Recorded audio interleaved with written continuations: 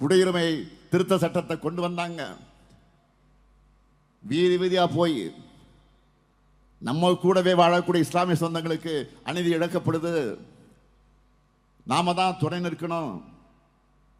ஒட்டுமொத்த தமிழ்நாட்டு மக்கள்கிட்ட கையெழுத்து வாங்கி கையெழுத்து இயக்க நடத்தி பாதுகாப்பு தந்தது யாரு? திமுக.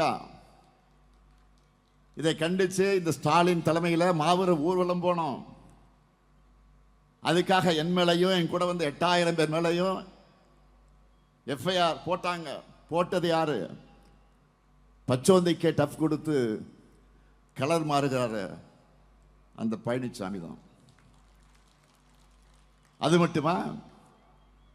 பழனிசாமி அதிமுக என்னவெல்லாம் செஞ்சது? சிஏ சட்டத்தை ஆதரிச்சு வாக்களிச்சது. மாநிலங்களவையில் திமுக அதிமுக எதிர்த்து வாக்களிச்சிருந்தா இந்த சட்டமே வந்திருக்காது. ஆதரிச்சு வாக்களிச்சது மட்டும் இல்ல, இந்த சட்டத்தால யார் பாதிக்கப்பட்டாங்கன்னு கேள்வி கேட்டு கொச்சைத்தனமாக கேள்வி கேட்டார் பழனிசாமி.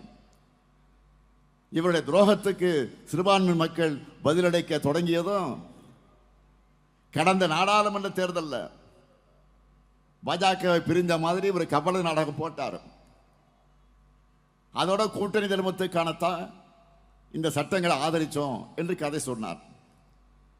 ஓனாய் எதுக்கு அழுன்னு எல்லாருக்கும் தெரியும் தானே. அதனால மக்கள் என்ன பண்ணாங்க? பழனிசாமியுடைய நடிப்புக்கு ஆஸ்கர் விருது கொடுக்க முடியாதுன்னு 10 தோல்வி பழனிசாமி ஒரு பட்டத்தை கொடுத்தாங்க. இதுல இருந்தாவது பழனிசாமி படம் கத்துக்கிட்டாரா? மறுபடியும் பாஜகவை தோல்ல சுமந்துக்கிட்டு வராரு. அண்மையில் நாகர்கோவில போய் பேசின பழனிசாமி இன்னொரு அரிய முத்த உதிர்த்திருக்கிறார். என்ன தெரியுமா? எங்களுக்கு கூட்டணி வேற கொள்கை வேறன்னு பேசியிருக்கிறார். பழனிசாமி அவர்களை, அப்படி என்னதான் உங்ககிட்ட கொள்கை இருக்கு, கொஞ்சம் விளக்கமா சொல்லுங்க கேட்போம். காலை பிடி, காலை வாரு, முதுகலை சவாரி செஞ்சு முதுகை குத்து, இதான உங்க கொள்கை?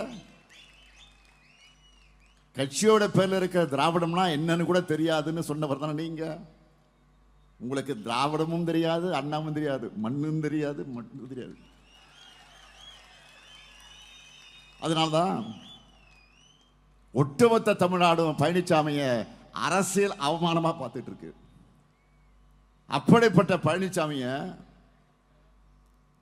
முகமடியா பயன்படுத்திக்கிட்டு டபுள் என்ற பேர்ல என்டிஏ ஆட்சி என்ற பேர்ல தமிழ்நாட்டுக்குள்ள நுழைஞ்சிடலாம்னு பாஜக திட்டம் போடுது.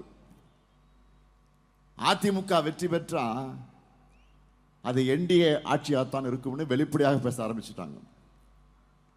ஆனா தமிழ்நாட்டு மக்கள் கிட்ட மோடி மஸ்தான் வேலையும் ஈடுபடாது, அடிமை சாமியோட அடகு வைக்கிற வேலையும் நடக்காது.